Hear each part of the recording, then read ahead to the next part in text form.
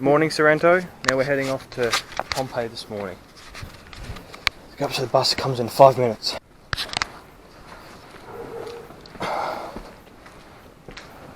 Clear sky. And we're going to Pompeii. Here we are. Pompeii. It's magnificent. Now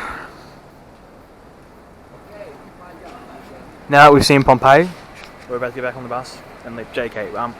We have 15 minutes, and I think I can see our tour guide right now. We're doing the best of Pompeii, the buried ruins.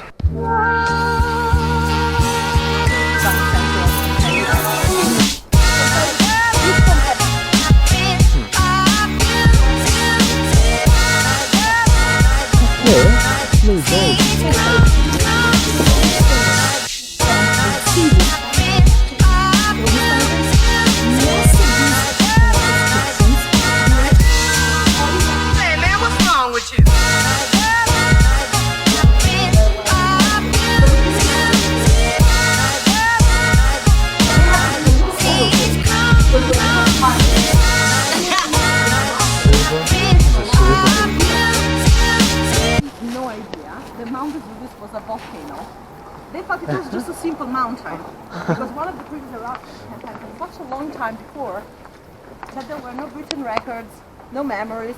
Well, people lived in this area knowing that there were a lot of earthquakes happening. The earthquakes, of course, were all kind of notice that Mount Vesuvius was giving them that he was about to come to life again. But they had a solid explanation for the earthquakes. They thought that there was a giant living underneath the mountain. When the giant was angry for any reason, he sent tremors and earthquakes.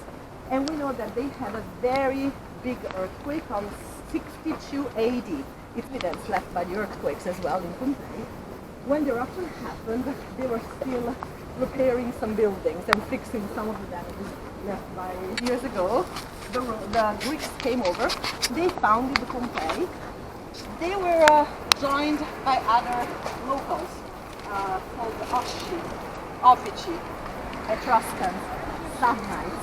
So there was this very big mix-up of people until 80 BC. That's when the Romans came and conquered Pompeii, turning Pompeii into a Roman colony. So from 80 BC to 79 AD, it's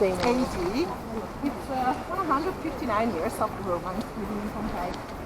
And that's basically the version of Pompeii that we are going to see. We have nothing from the previous civilization. Most of the times when the Romans were conquering places, they were destroying what they found, and then they were building on part of the ruins of Pompeii. The interesting situation is that these are Roman buildings, but they were built right on top of the city walls. Well, we won't reach the amphitheater together because it's quite far away from where we are now. We are going to see the other two entertainment venues. The gladiators of Pompeii used to fight and have their shows here, but they used to live and practice here, where we are now. So this is like the school of the gladiators of Pompeii. Big open courtyard used as a sort of an outdoor gym. So try to picture gladiators running around, fighting, getting trained before the shows. And then at night, they were locked in these little rooms over here. Those are the jails of the gladiators, because we know that they were never free people. They were always slaves. There was usually a manager called the lanista. The lanistas met on the slave market, and they bought an auction, the best, strongest men that could become gladiators. And we have so much information about the gladiators of Pompeii, because as you are going to see today, the Pompeians loved graffiti. They used to paint on the walls, scratch, carve things on the walls. And among those graffiti, we have some that were left by fans of gladiators, like young boys writing, "Oh, I want to become a gladiator when I grow up." So even if they were slaves, they were risking their life in the arena. They were like the sporting heroes, really beloved by children, beloved by women. Thanks to the Pompeian ladies, we have the name of the most handsome gladiator they had in Pompeii. He was named Caledus the Thracian, and we know about him because we have the inscription. I love Caledus the Thracian because he has many scars. The scars were very sexy. They meant that he was a survivor. Each scar was a symbol of victory that he had in the arena. And during the digs of one of these little rooms, The archaeologists had a big surprise. They were able to find two bodies. One was the skeleton of a gladiator, because the bones were still wearing part of the armor, but it was together with a rich lady, because the other skeleton had a lot of jewels on it. So, big scandal in Pompeii. There was a wealthy woman that was having an affair with a gladiator. We also know that that might have been not so romantic after all, because there was a big tradition. In Pompeii, they had brothels, so they had prostitution, and men were officially allowed to go to the prostitutes in the brothels. Women didn't have such kind of public places that they could go to. But if they had money enough, they could pay the lanista, the manager, and they could spend some happy hours with the gladiators. So this must have happened also here in Pompeii. We see that that lady paid for the service of the gladiator, and that's why they didn't even try to run. The eruption had already started. They thought it was a giant. So someone is going to take care of the giant. I'm not wasting my money, I paid for it, so I'm not running. That's basically why they were found in one of these rooms. And also, most of them have been used for storage of modern things.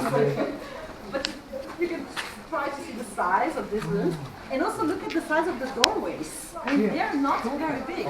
They were not only shorter than us, smaller people. They had smaller limbs. Was that just the gladiators or No, the it was Romans? actually everyone in Roman times. So like The average height of a Roman is about 5'1", 5'2". yes, exactly. So they're not like very tall people. And the thing is that, you know, when we picture gladiators, we tend to imagine like tall men, their shoulders, six packs, all showing and fit. Nothing like that. We know the gladiators were not only shorter than we imagine, but they were also a little fatter than we can imagine. So they're not- to be, yes, They're not like the statues, like all. no, the fit- statue, no, they were like ideal. But it's very different. And we know that most of the gladiators were short and fat. They have to be a little overweight. Because when they were fighting, if they were hit in the muscle, it would have taken a long time to heal. If they were hit in the fat layer, they would have healed easier. So the manager kept them very well fed. And they were a little overweight, so that is quite different, you know, from the point of view that we were. If the audience decided to stand up, the loser could be spared by the winner.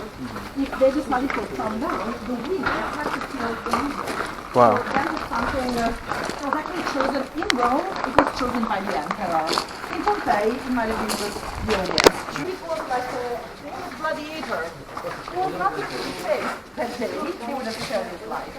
But that was actually to go on with that. It was a theater. So whatever ancient Greco-Roman ruins you are exploring, if you have a theater, you should be able to find the spot in the center. That is kind of like the center of the sound waves. So that's why when you stand there, the sound waves goes towards the seat and bounce back in your ears. That's why it's strange effect. But this little thing also show you that they knew what they were doing. It was not, you know, like, okay, let's have some seats and then a stage. No, they were using calculation of math and geometry and acoustics to create this kind of effect. So, and it's still working after 2,000 years, so that's quite nice. The layout is the usual horseshoe shape for the seats of the audience, the stage on the other side, wooden floor, resonating brass system underneath, and of course also this place has the sweet spot for the sound. It's not that easy to find it because we are missing the actual original floor. That should be around there. You hear one of the best ways to hear the sound? Oh, that's all. The other two group.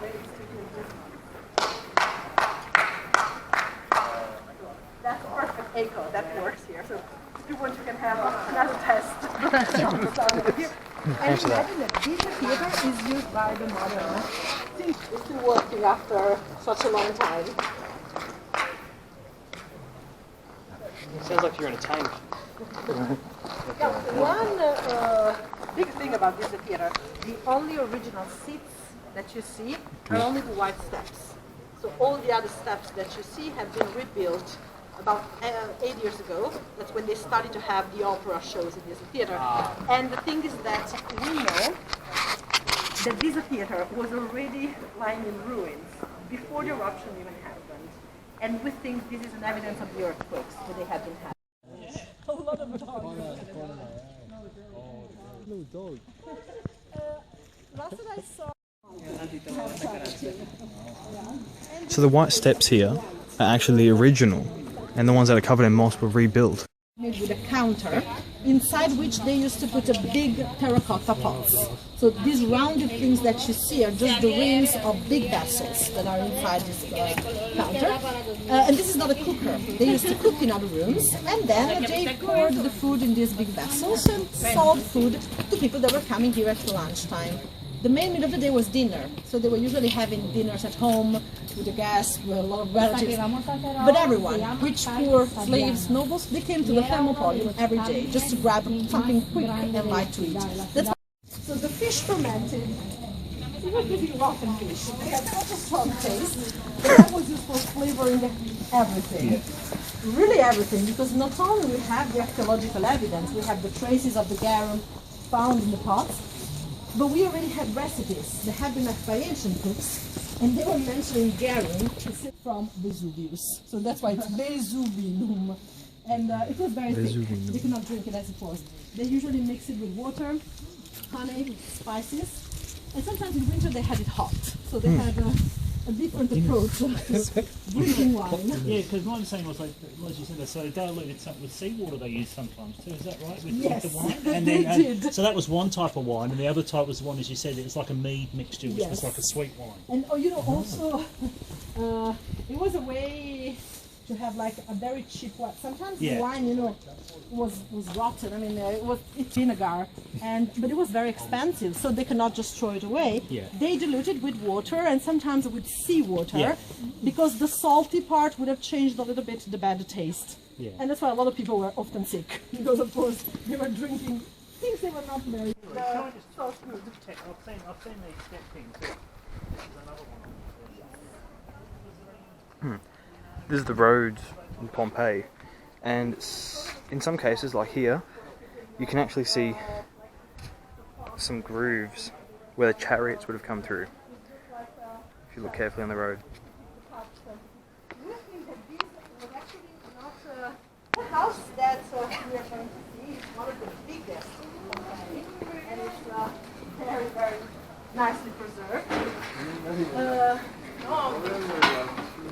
This is called the House of Menander. Yes. Menander was a poet, a playwright that used to live in the 5th century BC in Greece. So Menander, this poet, had nothing to do with the family living here.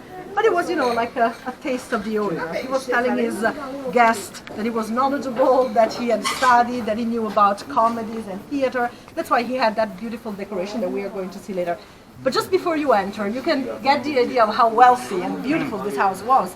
We have this nice portal, and on top of the 2 pillars, these nice carved capitals that would have been also painted over. So it was a very good impression before even entering in the house. Big, because most of people, they just paid and they went to the public baths, meeting other people, sharing this place with other people. The master of this house had a lot of money, but he had also little attitude. He didn't want to be mixed with common people. He built his own bath. And we have the 3 rooms. Try to lean in and give a look up to the farthest room on the left side, because we have some of the beautiful, very beautiful mosaic floors that were found here in Pompeii. That's why they have closed it to the public. But those are the same rooms that we are going to see in the public baths. Cold, tepid, and hot. So 3 different rooms with 3 different kind of temperatures that were basically also used as sort of a sauna.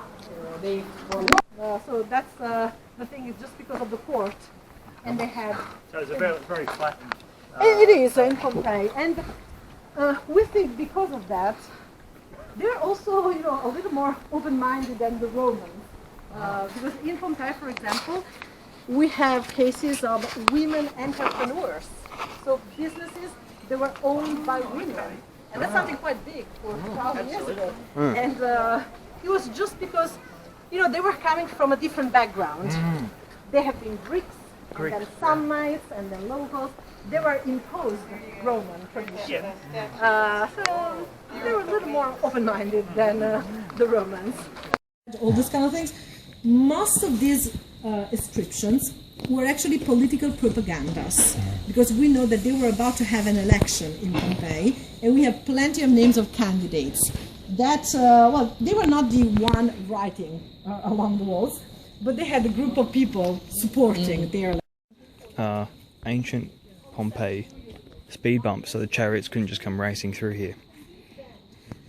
One of the most monitored volcanoes in the world. And it's just over there. And these grooves you see here in the ground are actually made from the chariots. All around Mount Vesuvius, we are 5 million clean. Where we are. Very super. So sorry, this is pedestrian only. It's pedestrian area, it is. No wagons allowed here. Also, you know, because we have like different levels on the street, so the chariot could not actually come on the street. Over here and also on the other side. But they did that on purpose, because all the way up this road, they had the forum, the town square. Behind it, they had the port. So lots of people coming from other countries were coming to as an outdoor gym, so they could exercise here. There is also an outdoor swimming pool on the left. That is very shallow, because Romans were very well known to be very bad swimmers. They had to be shallow because they had to put their feet on the ground. So this is the area. Behind this beautiful wall in front of us, we have 2 rooms that were used for giving massage. We think so because archaeologists found little glass bottles still containing traces of olive oil. That was used as a body lotion. So exercise, relax, and then 2 separated areas for men and women. We have we were just lucky basically that it was not destroyed. So that's very Original floor and original ceiling. The room that we have here on the left was the frigidarium room, the cold water room. It's very simple. It was around the pool, men could sit all around and they could splash some cool water on their bodies. Also, you can notice one interesting thing. These up here are ancient lockers. Beautiful stucco on the ceiling and colors. This room, the dressing room, the locker room, has stucco with weapons, shields, spears, anklets, in hiding, which we are now maybe on a nice mosaic. But being already in ruins, we can actually see what was lying underneath. This empty space is called the Icost. Very simple, clever idea. They made 2 layers. They put big square terracotta tiles on the ground. Then, with little bricks, they made small pillars, placing them at a regular distance to support the upper level of the floor. So they had an empty space running all underneath the floor. And they had 25 brothels. It was kind of fun because the archaeologists were making a kind of a list of all the businesses in Pompeii. So, okay, yes, 89 places for food, 15 laundries, 20 bakeries, and 25 brothels. So these were the priorities of the Pompeians. The brothel that we are going to see was called Lupanale. That means the house of the lupe. That's how prostitutes were called. In Latin, they didn't have any word for prostitute yet. They were using the word lupa, that actually means she-wolf, like the animal. So the girls were called she-wolves. We have no idea why. Some scholars think maybe that could have been because of the sounds that they made while they were working. This is a theory, we cannot have. But you know, this is a very interesting explanation for a very famous legend that we have in Rome. Have you ever heard about Romulus and Remus, the mythical founder of Rome, and his three Nursed by the brothers? she-wolf. Exactly, abandoned on the Tiber River, and then the she-wolf found them. The thing is that, I mean, you can imagine that it's kind of unreal that a wild animal took care of 2 human babies. She must have been a different kind of she-wolf. She was a lupa, she was a prostitute, but they were ashamed of telling the truth. So they made up the legend using the double meaning and the trick in the word lupa. So that's why today we have this famous legend. No modern Roman is ever going to tell you this story because they love the lupa. Because they were also sort of a menu. Because if you were coming from another country and you were not able to speak the language, you could not ask, but you could point. Some of that, some of that, some of that. And that's why you can see that we don't have the same lawmaking position twice, so that they can give more choice to the customers. But we also have the protection of a god here. Up this wall, we have the god Priapus. Priapus was the god of virility. He was usually depicted with a gigantic penis. But this god was so busy here that one was not enough. So he has 2 penises of his own. He's the double penis god, holding his 2 things in his hand over there. So, Original lead pipes. Yeah, yeah. 79 AD, that was one mount, huh? With one peak, exactly. Twice taller than this one. With your imagination, try to connect the 2 sides right in the middle. So if you Yeah. We've just arrived back in Sorrento and they've got this whole set up here in the square. I think it's for Christmas. But it looks amazing, lots of lights everywhere. So we've just come home, we get picked up by Carlos' parents. They're very lovely, very generous people. And this cat's here, strutting its thing around. Hey, gato, come on. He was doing all these rolls before. I'll see if he'll do it again.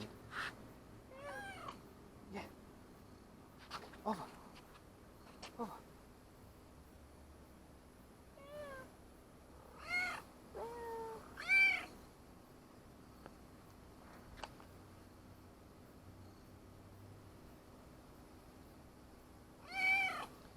Oh, you're a funny cat. You're a funny cat. You're a funny cat.